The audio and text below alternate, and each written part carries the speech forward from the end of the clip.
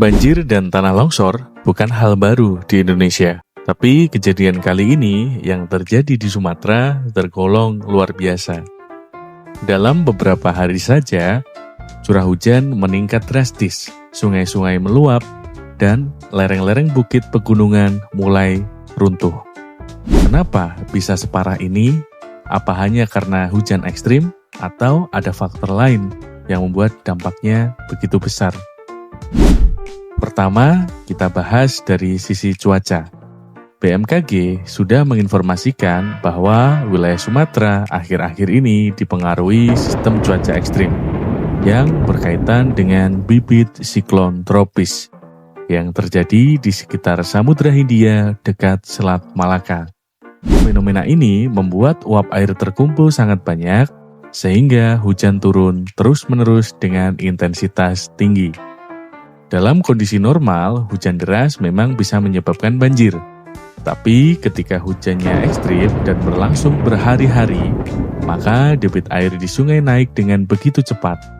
Tanah menjadi jenuh air dan inilah pemicu awal mengapa banyak wilayah mulai tidak mampu menahan aliran air.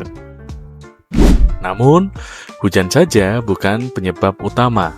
Banyak wilayah di Sumatera saat ini sudah mengalami deforestasi yang terjadi selama puluhan tahun, baik karena pembukaan lahan untuk perkebunan, aktivitas tambang, maupun penebangan ilegal.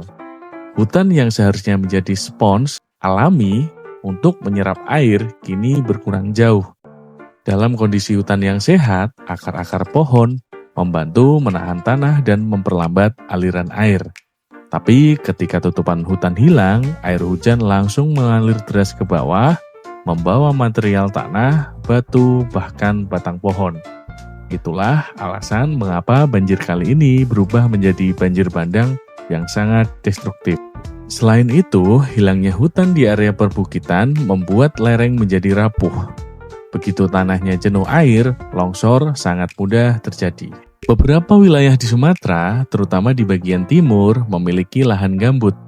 Lahan ini sebenarnya mampu menahan air sangat banyak, tetapi ketika gambut dikeringkan untuk perkebunan atau dibelah oleh kanal-kanal drainase, kemampuannya untuk menahan air menjadi hilang. Saat hujan ekstrim datang, gambut yang rusak tidak bisa lagi berfungsi sebagai penyerap air.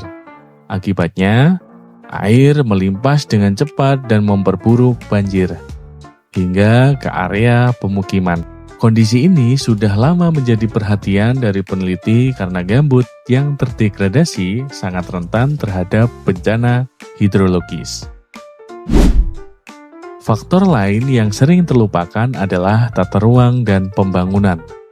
Banyak kota dan desa di tepi sungai yang berkembang begitu pesat, tetapi tanpa ada perencanaan yang mempertimbangkan kapasitas sungai, ruang resapan, atau risiko bencana. Sungai mengalami pendangkalan karena sedimentasi, drainase perkotaan tidak diperbarui, dan daerah resapan berkurang karena betonisasi. Ketika volume air besar datang bersamaan, sistem drainase ini tidak mampu menampungnya. Alhasil, banjir menjadi sangat luas dan cepat. Jadi, banjir di Sumatera ini bukan hanya soal hujan ekstrim. Ini adalah gabungan dari cuaca ekstrim, deforestasi, rusaknya ekosistem gambut, tata ruang yang tidak memadai, dan sedimentasi sungai. Ibaratnya, semua faktor negatif ini bertemu pada waktu yang sama, dan hasilnya adalah bencana dengan dampak yang jauh lebih besar daripada biasanya.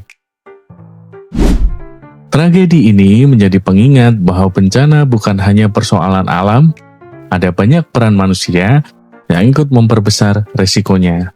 Semoga ke depan pemerintah, masyarakat, dan para pemangku kepentingan bisa memperbaiki tata kelola lingkungan, memperkuat mitigasi bencana, dan memulihkan hutan serta ekosistem yang rusak.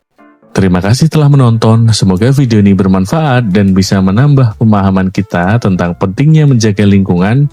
Jangan lupa like, subscribe, dan share agar informasi edukatif seperti ini bisa menjangkau lebih banyak orang. Sampai jumpa di video berikutnya.